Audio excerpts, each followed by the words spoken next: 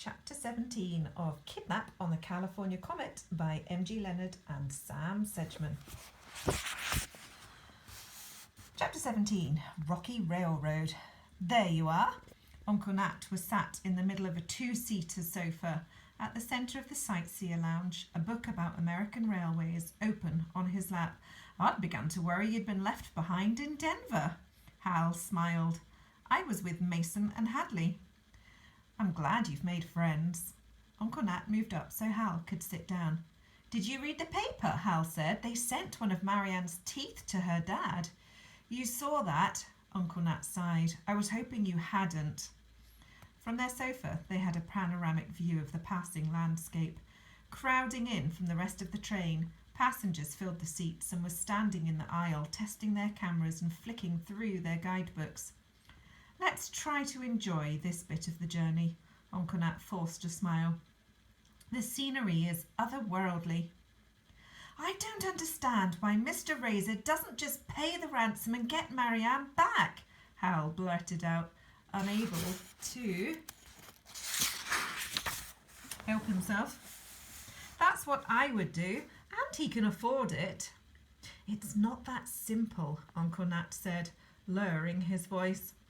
If August pays the money, there's nothing to stop the kidnappers refusing to give Marianne back and asking for more. Or, even worse, they take the money and Marianne and disappear. The police use ransom negotiations to try to work out who they're dealing with and where the kidnappers are keeping their victim. They'll have told August not to pay the ransom. He clasped his hands together. Now, please, let's not talk about this anymore. It's upsetting. Hal turned to look out the window as the California Comet rattled away from the office blocks and highways of Denver, rising on a great curving track cutting into the side of a hill. He pointed to a line of rusting containers in the distance. What are those? Coal cars filled with rocks and rubble, otherwise known as hoppers. Uncle Nat pushed his glasses up his nose. They serve as a windbreak to protect the trains as they go around this curved bit of track. It's known as the Big Ten. Wind speeds can reach 100 miles an hour as they sweep down the mountains into the valley. About 40 years ago, a freight train was blown right off the tracks. That's when they put the hoppers there. Hal pulled out his sketchbook and drew the curved track with the coal cars above it in the near distance, plants sprouting out of the rubble-filled trucks. The train was going slower now, carefully handling the tight curves, threading through pine trees and outcrops of rock, and always climbing. I spoke to Zola about Marianne, Uncle Nat said suddenly. She's terribly shaken by what happened. She said that Marianne had approached her in the Silver Scout while August Razor was talking about his new batteries. Marianne said that she had something top secret to tell Zola about her father's competition. Zola asked her what it was, but Marianne said she couldn't talk with so many people around. She suggested they go outside, and Zola agreed. Marianne sent Woody off to get her a drink and slipped outside first, telling Zola to wait for a minute and then follow her. What did Marianne want to tell Zola? Zola never found out. When she stepped outside, she heard Marianne scream and saw exactly what you saw. The kidnapper grabbed Marianne, drag her back to the car, and throw her in the boot. The verdant canopy of firs and pines thinned and parted, offering a glimpse of Colorado. Verdant means it's growing really luxuriantly, and it's probably green. A canopy means treetops. The state stretched out below them like a living map, crisscrossed by highways and factories, puffing smoke. The lounge erupted with gasps and chatter, and cameras clicked. Hal looked up at his uncle. Do you believe Zola? Uncle Nat hesitated. I want to believe her. She seemed to be telling the truth. Because it would make more sense if the story was the other way around, if Zola had persuaded Marianne to go outside. I know, Uncle Nat pursed his lips, but Zola wouldn't get mixed up in a kidnapping. She's built a formidable, that means it's impressive and strong, career on exposing criminals.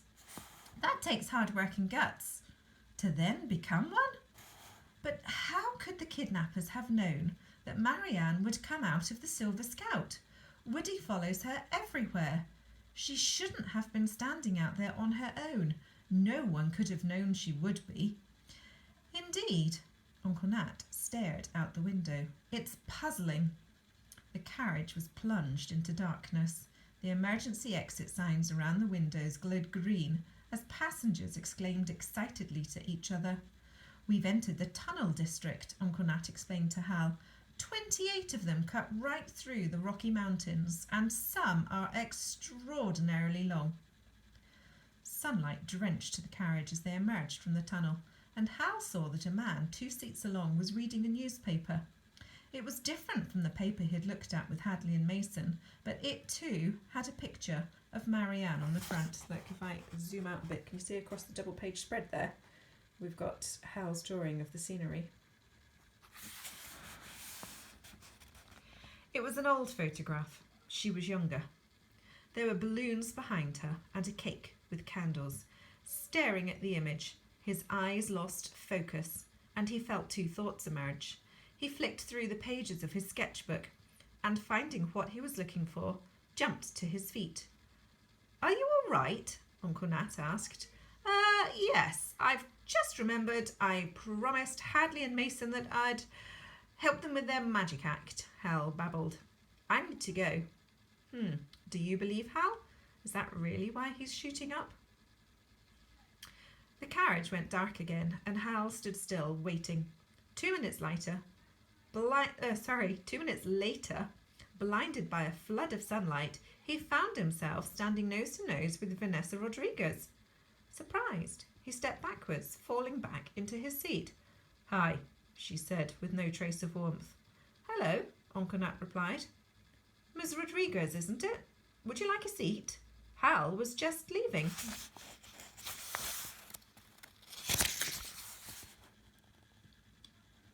I want to ask you some questions. Her voice was monotone. Sure, Uncle Nat nodded. How can I help you? Not you. She looked at Hal. Him. Hal looked at his uncle. You had breakfast this morning with the woman who released the crickets in the dining car. That was my fault. Hal wondered if he was in trouble. That was you? Uncle Nat suppressed a smile. So that means he's finding it amusing, the idea that Hal caused all that uproar in the dining car, but he knows that he shouldn't be seen to be amused by it, so he's suppressing, he's trying to stop the smile. I accidentally knocked her box of crickets over. Adie was giving Julio his breakfast. Julio? Vanessa frowned. Her pet bearded dragon. Right, what did you say her name was? Adie. Her full name is Adelbert Cabbage. Vanessa snorted and looked away. Do you know her? Uncle Nat asked Vanessa, and she nodded as the train dived into another tunnel. The passengers' whoops and chatter were getting louder with each tunnel they went through. The light returned. What did you talk about with Adelbert Cabbage? Vanessa asked. Her lizard, and whether we minded her having him at the table, which we didn't. Then she started feeding him, and that's how I came to knock over the crickets. I don't care about the bouncing bugs, kid. Did she talk about anything else? Hal bristled. We talked about the kidnapping. She wanted to know what we'd seen. I'm sorry, Uncle Nat interjected, but has Hal upset you in some way? Apology accepted, Vanessa replied, silencing him. And no, the kid has not upset me. She fixed Hal with an intense stare. What did Adelbert say? Exactly. She asked if the Silver Scout was locked up and empty, and said how awful it was that we'd witnessed the kidnapping. She asked what we'd seen, so I told her I thought the kidnapper was a woman, and she... You think the kidnapper is a woman? Vanessa's eyebrows rose. Why? Her height, the size of her feet, and the fact that she had a waist and hips, Hal replied, tired of having to justify his observation to people who didn't believe him. Interesting. Vanessa nodded. What did Miss Cabbage say to that? She thought I'd got it wrong, and that the kidnapper must have been a short man. Who on earth is Adelbert Cabbage? Uncle Nat asked. Someone you should avoid. Vanessa replied. She looked at Hal. I mean it. Don't talk to her again. Why not? Does Adelbert Cabbage sound like a real name to you? Vanessa asked, her top lip curling into a half smile. Anyone using a phony name has dishonourable intentions.